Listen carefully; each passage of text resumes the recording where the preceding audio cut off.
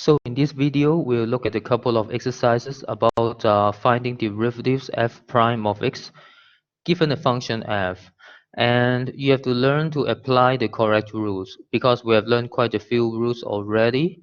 And let's look at the current example. F of x equals e to the power minus 3x plus 1. And I wish that you can see that it's a chain rule problem. So basically, we can let v be this. So basically, we let v be the power, which is minus 3x plus 1, and the derivative of it is minus 3.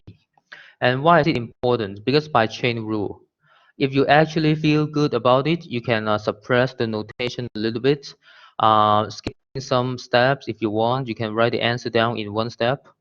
And the answer is going to be, you see, it should be the multiplication of two factors by the use of the chain rule. And the second factor usually is the derivative of the function which represent the variable v you use. And in this case, it's v prime, which is minus 3 as the second factor.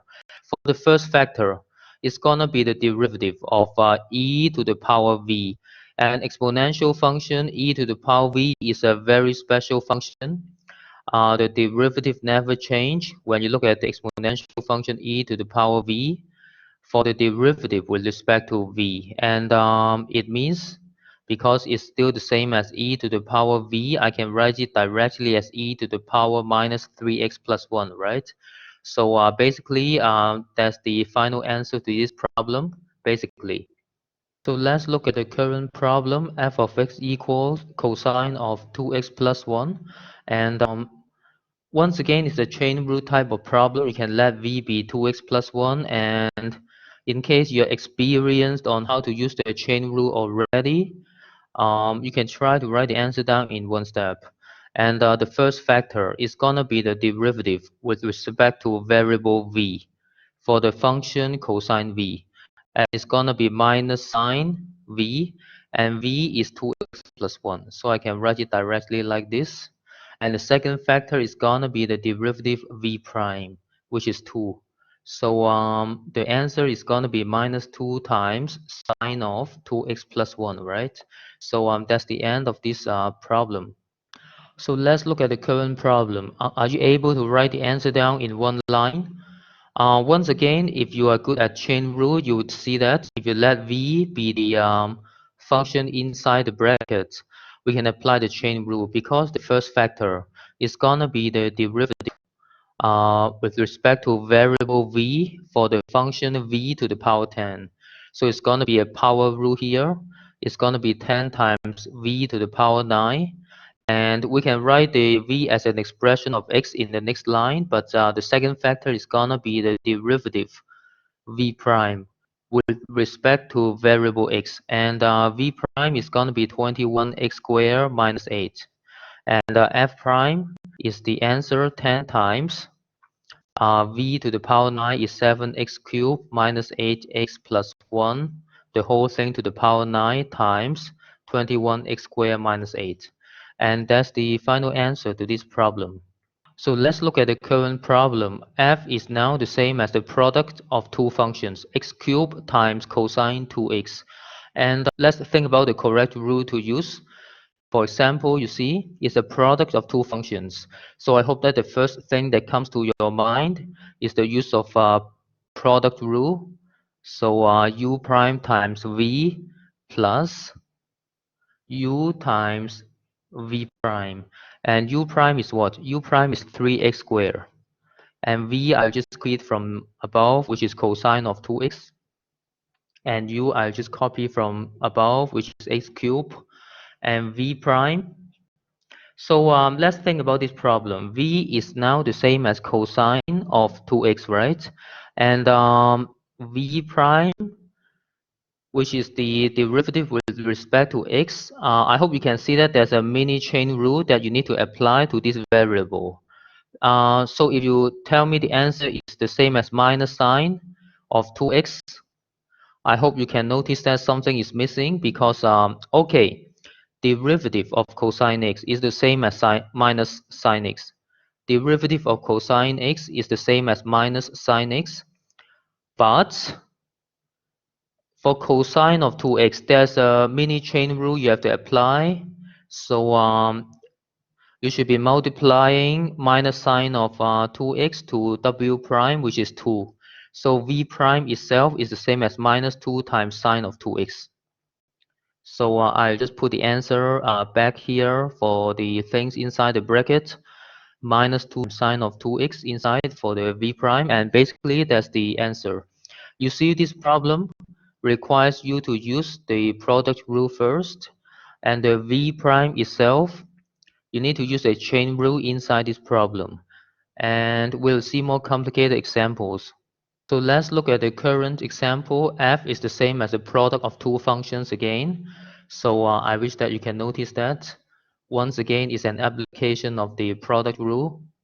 U prime times V plus U times V prime. And let's think about the problem together. The V I just copied from the first line, which is sine square x. And the U I just copied from the first line, which is e to the power 3x plus 1. And let's think about u prime. What is u prime here? U prime is the derivative with respect to variable x for the function e to the power 3x plus 1. And e of x, if you take the derivative of e of x, it's going to be unchanged like this. But once again, there's a chain rule application to the function on the exponent, which is 3x plus 1. So we need to multiply it to the derivative of 3x plus 1, which is 3. So it means u prime is actually 3 times e to the power 3x plus 1. And let's look at v prime at the end, the last item on this line.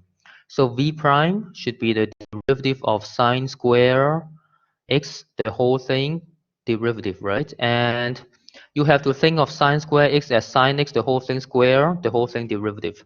And you can notice that once again is a chain rule application, because you can use v be the function of sine x inside the bracket. In that case, it's a power rule application.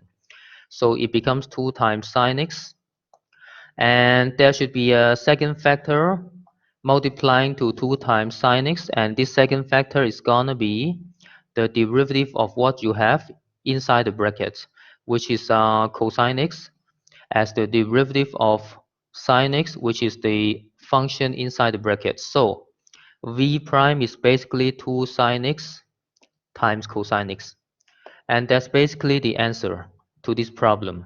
So let's look at the current problem, which is a quotient of two functions. And if you recall, the derivative rule for the quotient is